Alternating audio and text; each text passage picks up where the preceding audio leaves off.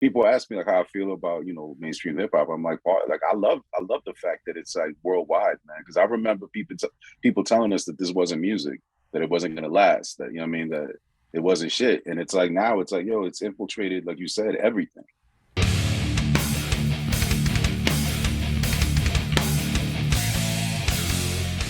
Ghost Cult Magazine welcomes in Will Brooks, aka MC Dalek of Dalek. How are you doing, man? Good, man. Good, chilling. Actually doing this one from home. Yeah, schedule's been getting hectic the closer we get to release day. So excited it's finally here. Yeah, it's been crazy. Right on the eve of the big drop of Precipice coming out. This will air after the drop, but Right. April 29th. So it's out now. If you're watching this, please go cop it and get it and stream, buy it. Don't just stream it. Streaming helps, but buying it is better. And of course, Absolutely. you just did this awesome worldwide stream event, which is, a different kind Yeah, of yeah. streaming. I But got a little carried away. Ended up being like more than 4 hours. oh But no, you did like a yeah. Chappelle. You got up there for like a marathon.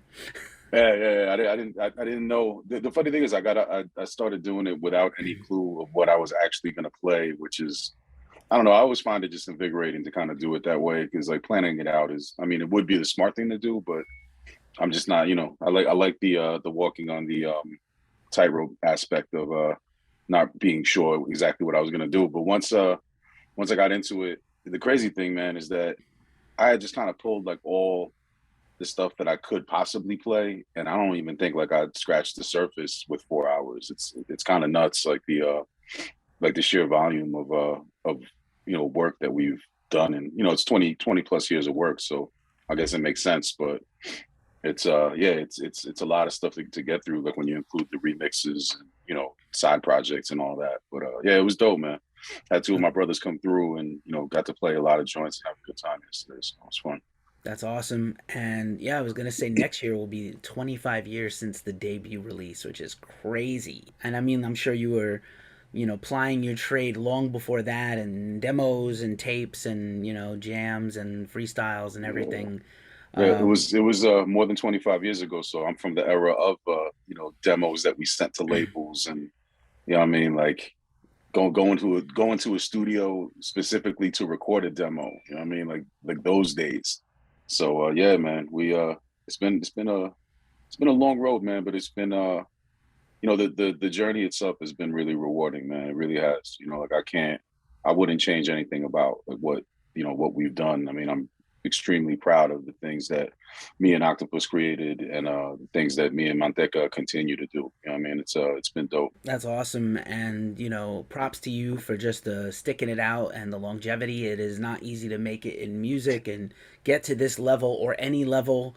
Right. Even going back to so we're talking about the era before streaming, before the Yeah, man. availability of music when it was a struggle to get seen, and Just now you yeah, just can to get heard. just Yeah. to get heard, and underground radio and college radio and throwdowns and festivals and block parties and wherever you could jump on, you jumped on. I mean, Word up. I'm probably a little older than you, and my original exposure to the culture was like people instead of fist fights, they would battle, and Right. either they Right. would ball or they would battle, one or the other. We had a Yep. big park in my projects in the Bronx, and that's what the two main. You go to fists or you rhyme, and Right. I could Yeah. not do much of either, so I was getting pummeled a lot, and Damn. it's not a therapy session for me or my childhood today, but Uh, just saying, I always admired people, and when you grow up just ensconced in the community, it's all around you. Even though I was a little rock kid and a little heavy metal kid, you just can't escape it.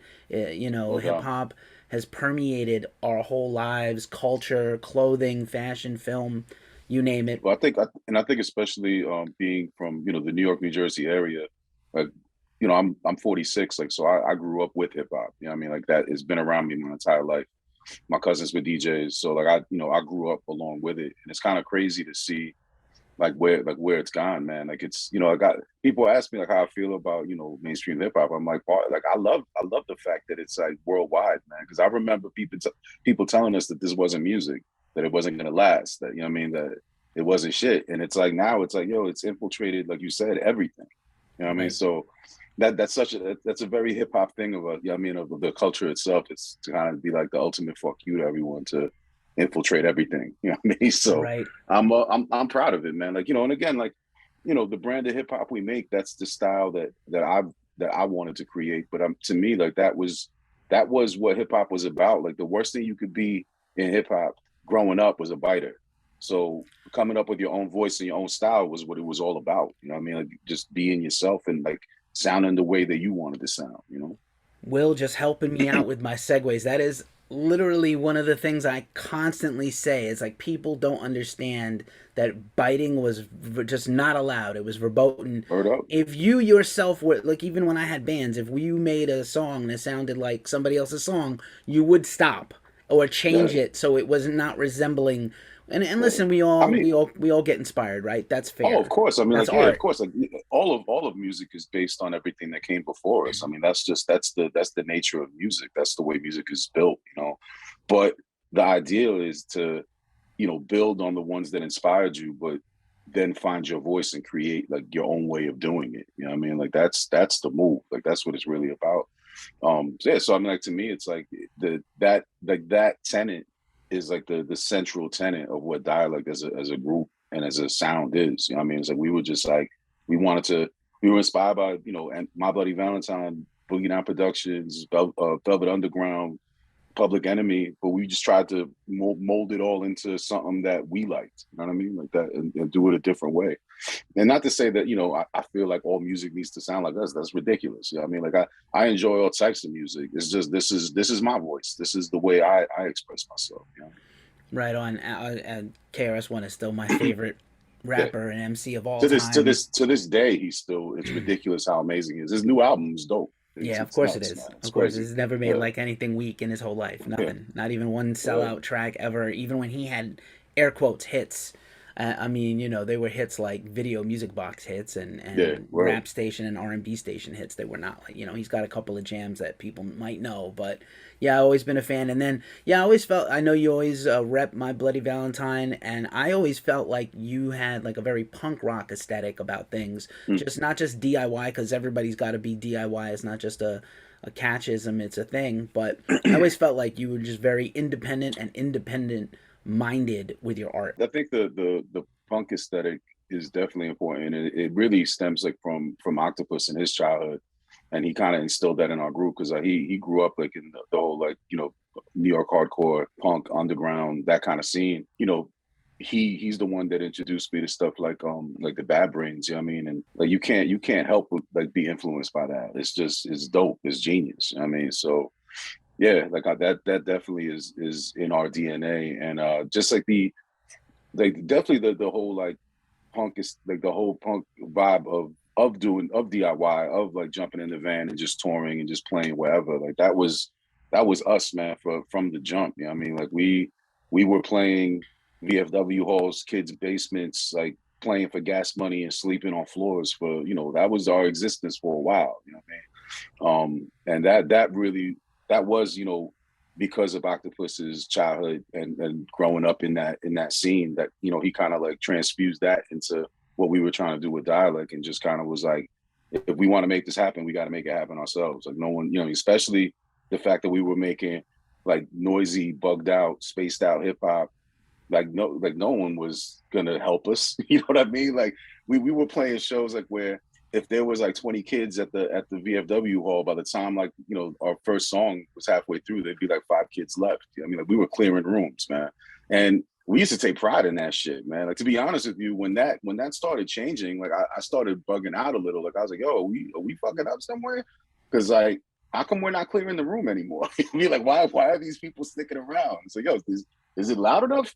Like that kind of shit. But what it was that we were playing like we would look at every show like we're gonna go out there, we're gonna find the people that vibe with us. You know what I mean? Like maybe it's only 5, but those 5 people would be at the next show and they would recruit more people. And you know, it built like that, man. It built organically. And it's been dope because we've been able, like we've played with all types of groups and we just found the heads that what we do resonates. You know what I mean? The people that it resonated with, those are the ones that we would, you know, that would come to our next show from whatever show, like whatever act that we opened up for, be it a metal group or be it another hip hop group or be it, indie rock band or whatever. Like I never cared about like who, like what crowd we were playing for. I was there to, to find the people that belong to our tribe.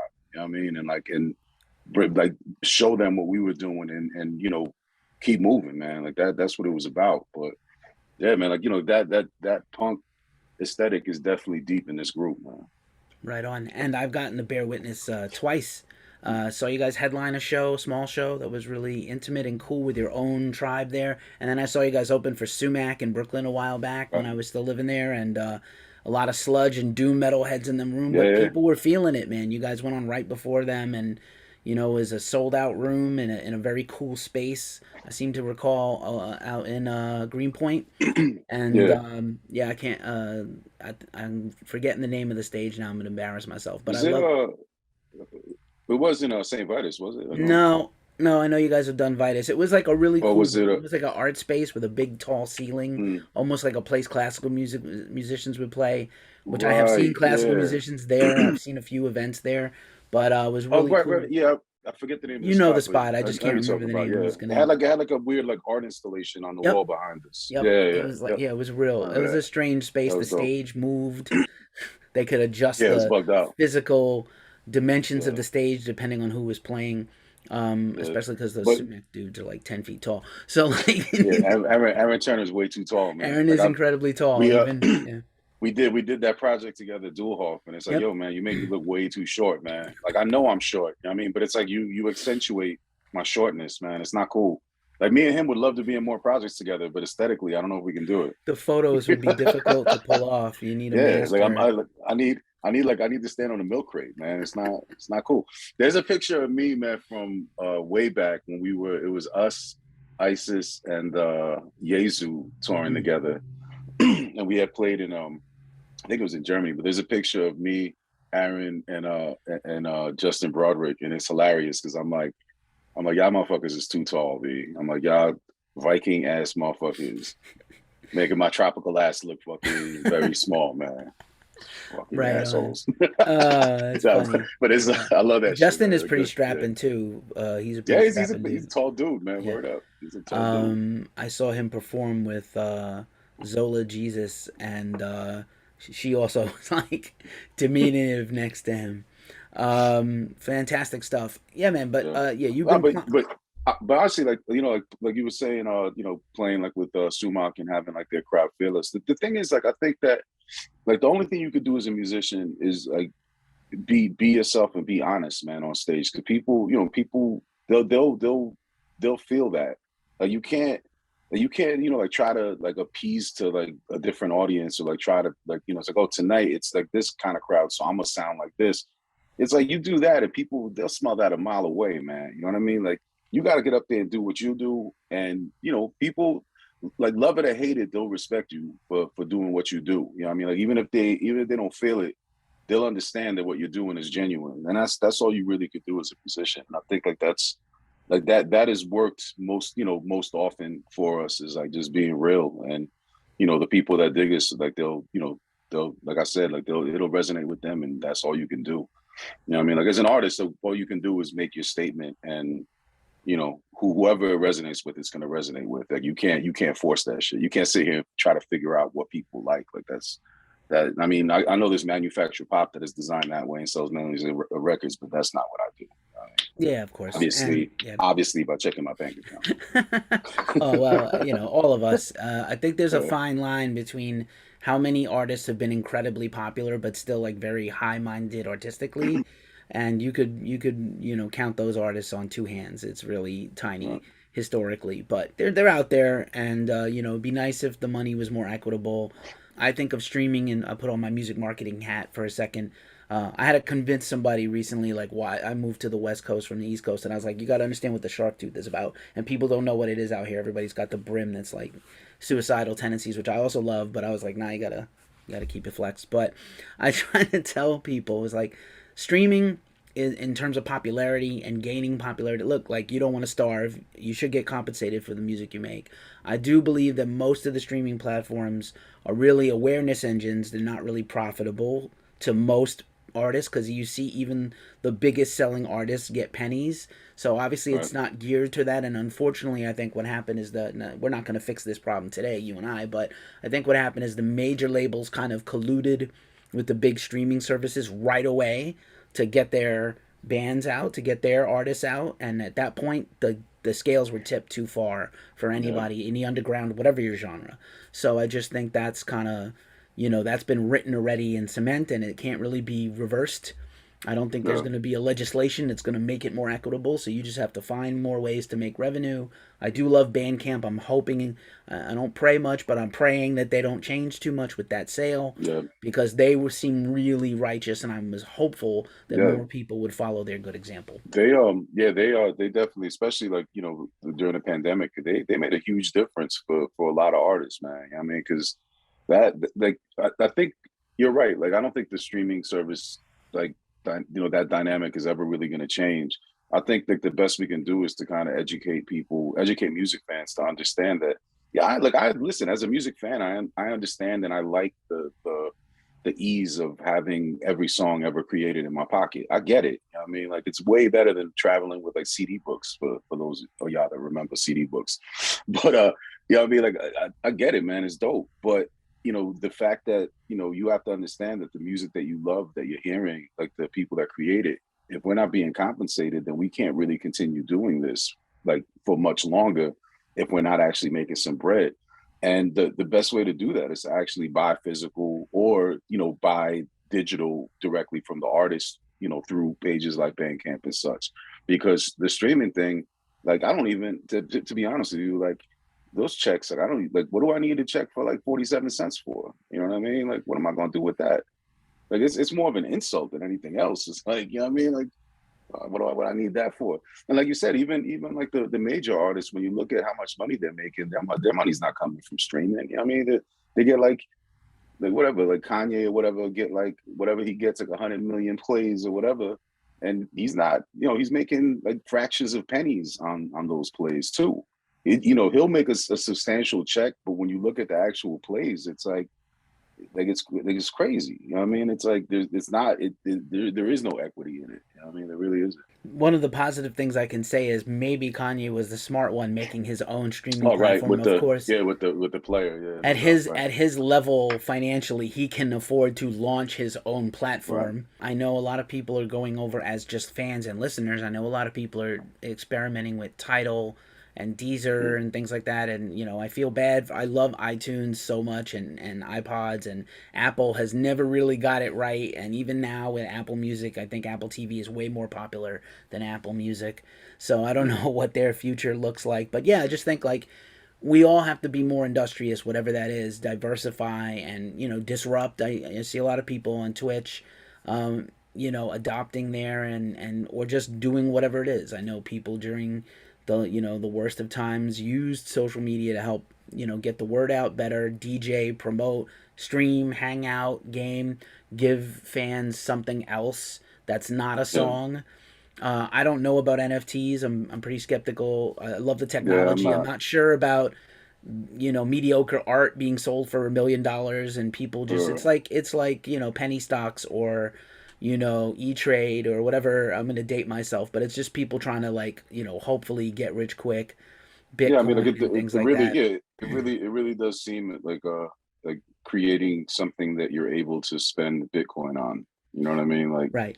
I don't know, just it just doesn't feel right. But Seems I flimsy. don't know. Most of the art is not great. And then immediately you have, just like everything else, as soon as you have a disruptive technology that looks cool, you have vultures who come in and are immediately stealing and reminting and branding other people's existing music and art for themselves, and Right. like with no compensation for artists. So there's no regulation. I on one hand, I like the idea of anarchy and no rules, but on the other hand, no. Well, if artists are getting jerked, it's never good. Yeah, yeah. It's yeah. I'm I'm skeptical, but I guess you just have to wait to see how it shakes out and see like what it actually becomes. But you're right that the real issue is that the technology itself might be a great idea, but the way it gets implemented, like most things in this world, I mean, it's probably going to be to benefit a few, a few people. Because other thing you have to think, man, like with all that, I mean, with Bitcoin and all that, like the, the idea is like, they make it sound like it's like, oh, this is for the people, but it's like, yeah, only if you got into it like 10 years ago. You know what I mean? Because if Bitcoin becomes like the regular currency, and some dude like we get like you getting paid in Bitcoin like down the line, you're getting paid at the rates that Bitcoin are now.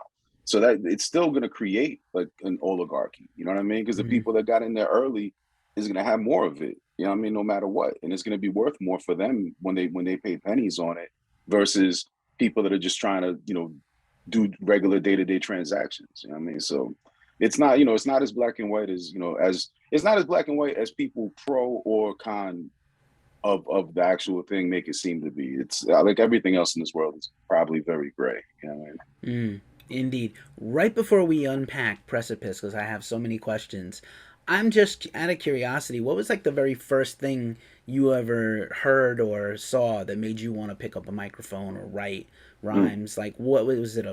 A song, a rapper, something in particular, a video? What was it like that sparked you in your younger days that made you want to do this? Like I definitely have like a clear remembering of my cousins playing like Treacherous 3 records that like I was just blown away by. Um, Grandmaster Flash and Furious Five, like the message, I remember them spinning that too, and just loving that. But if I'm 100% honest, like that was more from like being a music fan at that point. You know what I mean? And I remember like early on, I wanted to be a DJ. But I do remember that when my cousin played me Boogie Down Productions, Criminal Minded on cassette, because we were in his car and he played that shit for me. I had never heard anything like that before, and I just knew at that moment that that's what I wanted to do. I was like, in my head, I was convinced. I was like, that's what I want to do with my life right there. You know what I mean? So real talk, like that's the one record that really like sparked it all for me. Word. After watching You this interview, everybody go out and play "Love's Gonna Get You" wherever you prefer to stream stuff or YouTube video. Even the video is cool by today's standards. I thought it was pretty groundbreaking at the time. yeah, That's my yeah. jam. But I think like even like on Criminal Minded, like joints like 9mm, it was just so crazy to me because no one was doing like that whole like reggae vibe that KRS was doing. I was like, yo, like these styles, his lyrics, the wordplay, the beats was so heavy. Like what Scholar Rock was producing was crazy, man. So ahead of its time. You know what I mean? Mm. Like the way he would take like I think it's like a Billy Joel hook, but he like changes the lyrics on it. You know what I mean? And it's like, yo, just really dope stuff, man. Like it was, yeah, that changed my life, man. That was crazy. That's awesome. Yeah. Good to know. Good to know.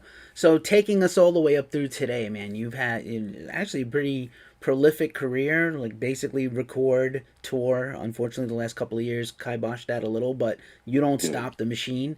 And Precipice, man, is fresh. I think one of the things I really enjoy the most about it in my notes, jamming out to the record, is that I really love the fact that like the non-traditional song structure in sort of this avant-garde hip hop style. So, a lot of songs begin with a hook or a chorus or, some kind of just introduction, and you could have a track that doesn't start there. It could start anywhere. There's a couple of tracks where the vocals come in toward the end. There's a couple of Right. tracks that it's more focused on the beat and the sounds.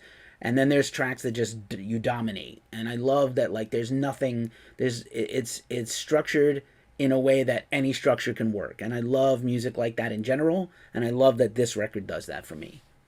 Thank you, man. I appreciate that. Yeah. I think, that not just this album, but I think that's just kind of been something inherent in like how we've approached creating music and creating records. Like we've never really had a formula for writing or for creating. It's like we let each song be what it's supposed to be.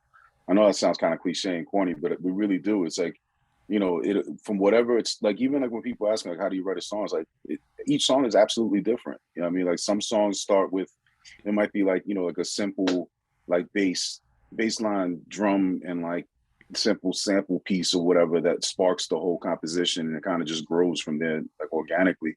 Other times the lyrics come first. Other times, we just decide that the lyrics that there shouldn't be lyrics or there should only be sparse lyrics. So honestly, it's like whatever makes it feel right to us. You know what I mean? So I've always I, listen, I love lyrics. Obviously, I spoke on like MCs that I love. Like I have a love for the craft. I really do. But I also, I co-produce the music. So to me, it's more than just the lyrics. Like it's all a part of a whole song.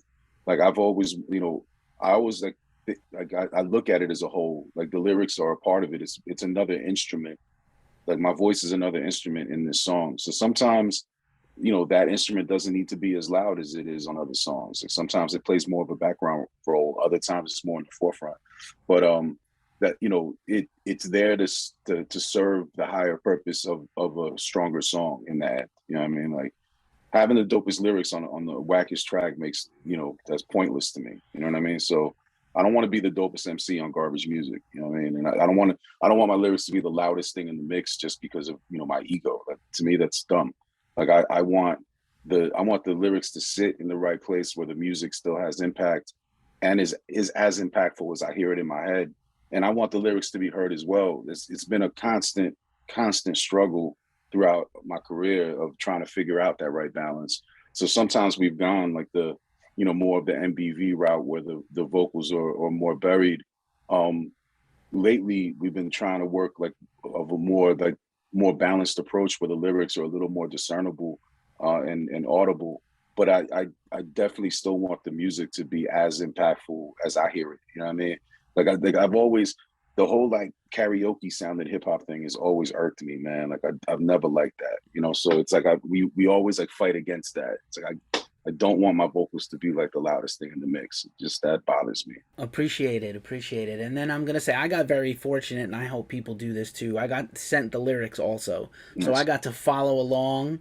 I wish every metal band did that. Send your lyrics along with your PR folks, Yeah. because to journalists and writers, because it totally helps Yeah, illuminate a picture. I think I'm gonna have them up like on our website. Most of my lyrics are up on the website, deadverse.com. So, like I do like making people work for it sometimes also because the thing about it is that there, a lot of my lyrics I like to leave room for people to interpret whichever way that, they interpret it. And like whatever meaning they get out of it is fine with me because really the meaning that I have for it really only matters to me. You know what I mean?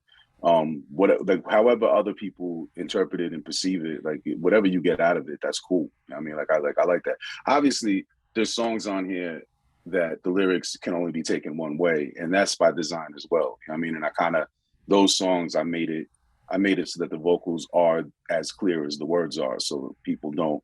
There's no mistaking what I'm trying to say. You know what I mean? But again, like those are all artistic choices. But yeah, like I do like having the lyrics available for people, but I don't. A lot of times we don't put it in the liner notes.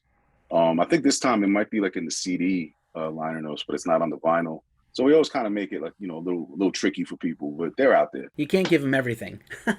Yeah, You got to keep some you got to mystery. work a little bit. Yeah, Got to you got to work a work a little. little bit. You know? I do pick up a vibe just from just the whole being of this record lyrically. We are in perilous times, precipice, boycott, insight,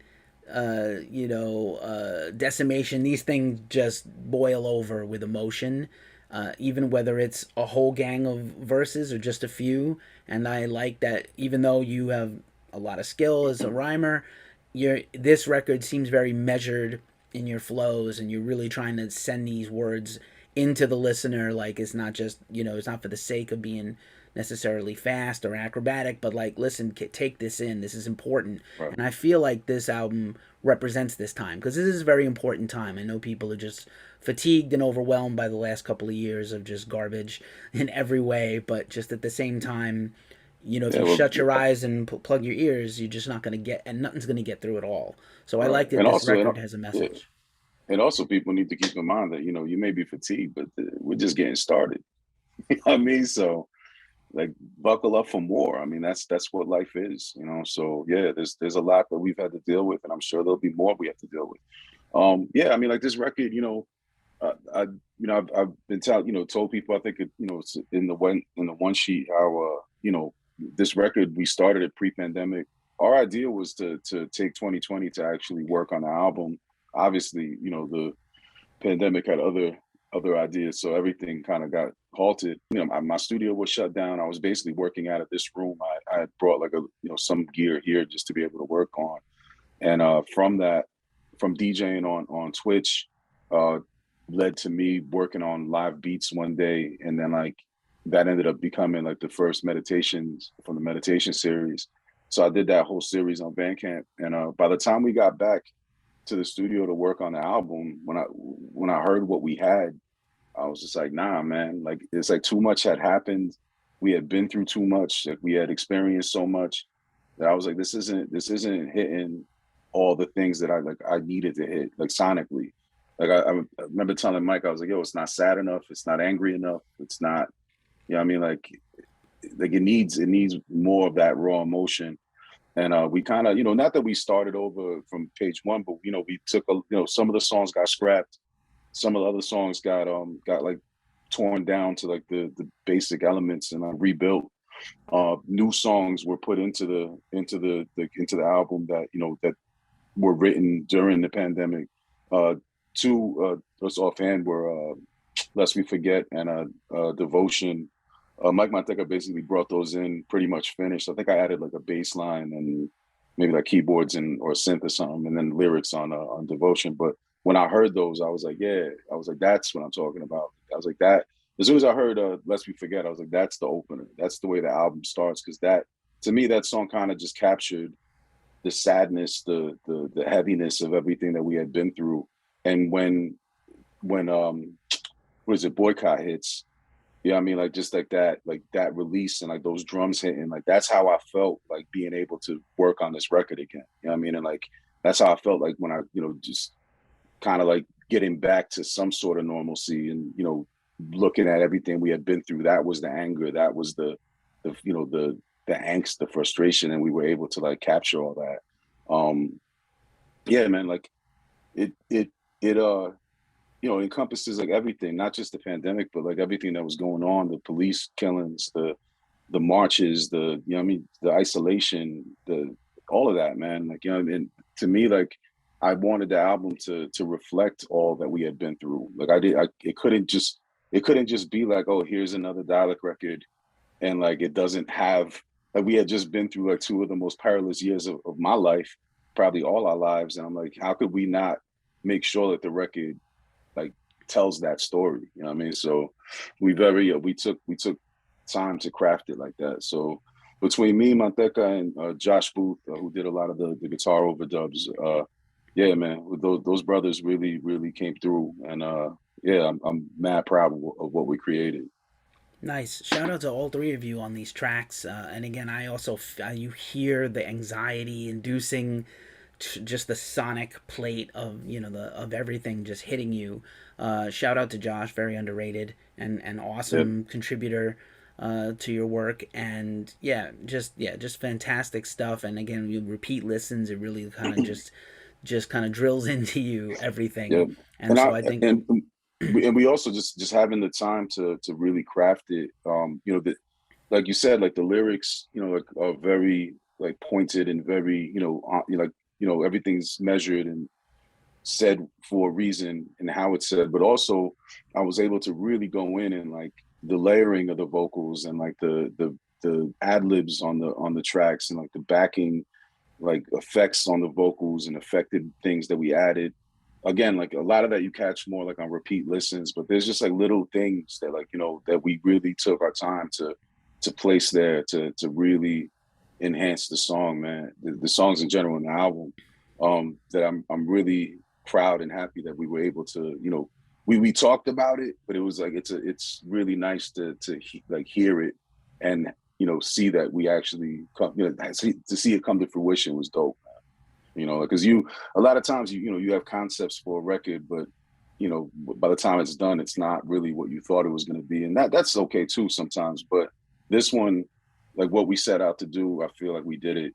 So I'm very proud of it. I'll probably hate it in about a month, I'm sure, because I hate all my records. But oh I'm no, I'm already like I'm already thinking about the next one. Like my favorite record is the one I'm working on. You know what I mean, currently. the one So you haven't made it's yet. like, That's great. yeah, Yeah. yeah, exactly. Carlin So, used to but I say mean, that. That was a yeah, George Carlin thing. I'm sure it comes from somebody in art or mm, literature or something. It was like I finish a piece, I'm probably like Van Gogh or something, like I love it in the moment when it's Yeah. hitting me, and then I don't love it anymore.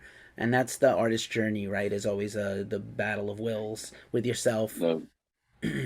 Yeah, I mean, like I could definitely like I appreciate everything that we've done, and I feel like everything captures captures like the moments in my career like as they should.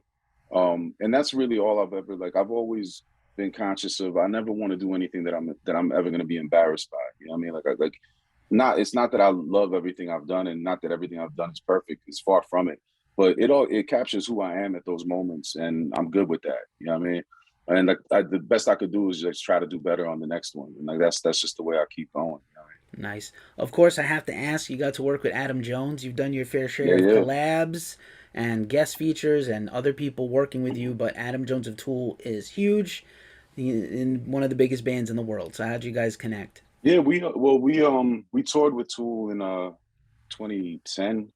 It was myself and Octopus at the time, and it was funny because we were already, I think that we were already like on hiatus at that point, and Tool had asked us to tour like a couple years prior to that, but we couldn't do it because we already had commitments for a European tour, so we had to turn them down once. They called us again, and it was Impact that first like called us and tell us that they wanted us to be the support act, and we were like, yeah, we would love to, except for the fact that we're not really a band anymore.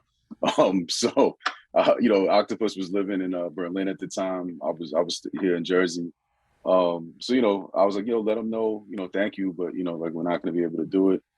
Get a second call from their management, and I'm like, yo, I would love to make it happen. I'm like, but I got my guy living in Berlin. I'm like, we haven't played in like months, man. Like I don't know. I don't know if we can make this happen. They hang up, get another phone call, LA number. I pick up, and it's Adam. He's like, yo, this is Adam from Tool. He's like, yo, what the fuck is it gonna take to get you guys on tour with us? And I'm like, yo, I was like, it's not like I'm trying to duck you, man. It's like I would love to do this. I was like, but explain the whole situation. He's like, yo, he's like, call your boy, man. He's like, tell him that, like I really want you guys to do this. He's like, you guys can like be, we basically like to make like the expenses lower. He was like, yo, you guys could ride on my tour bus, so you don't need to rent a van or nothing. So he was like really, really wanted us to come out. So, talk to Octo. He was like, all right, man. So he's like, let's do it. So he flies back. Like we I think we started like on the West Coast. There's mostly West Coast dates, but we did the shows with Tool, man, and Adam, like being on the bus with him, we really like really connected with him, man, and just really good people, man, and all the guys in Tool, like they really they for them to bring us out on the road like that and like to show us that world, like we're not an arena band, man. We're never gonna be an arena band. We know that. But like to see that world and to be a part of it for that stretch of shows was really dope, man. Like their crew really took care of us. Um, yeah, like Adam, at first like we were like a little standoffish because like I didn't know how that world worked, and I was like, I don't want to be in their hair. I was like, I don't want to, you know, get in the way and shit. But then like Adam would come into our dressing room like, yo, how come y'all ain't hanging out? You know what I mean? And like kind of, just it made us embrace the situation. It was just dope, man. It was really, really cool. Like they would bring us out on stage. We would collaborate with them, like these little improv like pieces in between, like in between two of their songs and shit. So like really dope shit, man. And then like from that point, like we just kind of like sparked a friendship and like always talking about like, yo, like we should work on something together. And I guess the one caveat was that he's like, I'm working on this on the next Tool record. He's like, but when I'm done with that, we'll do something. But 10 years later, he's finished with that record. Right. But yeah, so like it was and that also that and like our schedules just never lining up. You know what I mean? Like with us always being on the road, so like it just never really worked. But we would always keep in contact when they came out to Jersey. Like they had me come out, like again, like not as the opening act, but like just as a guest. Like during their set, I came out and did like a number with them. So like he's always been a champion of our music like that, and like really supportive.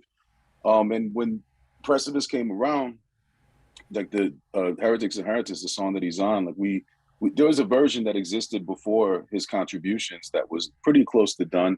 I was listening to the rough mixes at the studio one night, and I was just like, man, I was like, this shit would be perfect for his like tones and like his feel. So I just reached out to him and I was like, yo, I was like, what do you think about, I'll send you this new track on the album and you do some guitar work on it or like whatever you're feeling, honestly. I was like, I kind of told him, I was like, I don't necessarily like I didn't want like just like, yo, here's Adam Jones guitar solo. I just felt like that wasn't really that's not what it was about. It was like for real, it was I heard like his just like his whole like vibe and tone would be dope on this joint. So I sent him the track and he was like, yo, give me like 2 days. He locked himself in the studio for 2 days and sends me back a Pro Tools session with like just mad takes and just synths. And he had taken our track and made this crazy loop that is kind of like it ends up being like that loop in the beginning, like where he just like looped our track in a way that we weren't even thinking that it should be like that. But the way he made it sounded dope. Added these synths, added guitar feedback, overtones, all this shit. He actually did do a guitar solo that I actually didn't include on it. So I may be the only person that's ever muted Adam Jones guitar solo off of a track. But I just felt like it was good. I mean, obviously, he's fucking guitar god, but the solo was dope, but it just wasn't what the song needed. Like I felt like it needed everything else that he did. You know what I mean? And I really feel like it kind of made it like him on guitar and him on synth, but it's like his whole vibe, but in our universe, and it just meshed like so well, man. It sounds natural. It doesn't sound forced, which is what I was like. That was one thing that I was a little apprehensive about. Like I was like, I don't want this to sound like we're just throwing Adam on the song because we want his name on the album, because it's not that. You know what I mean? Like it's honestly, I just really respect him as a musician, and I wanted to work on something together.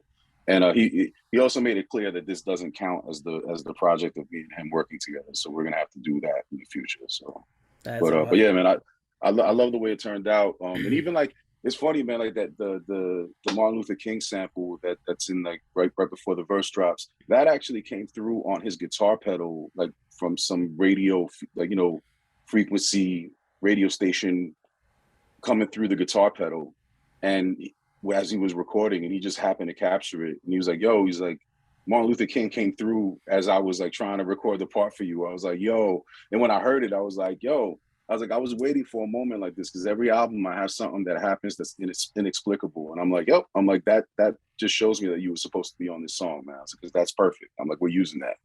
So yeah, it was the way it felt together was beautiful, man. It's really dope. That's And amazing. yeah, and again, man, like like you said, he's in one of the biggest bands on the planet, and for him to to want to be on our joints, like I'm definitely humbled by that, and yeah, man, it's my brother. I really appreciate him.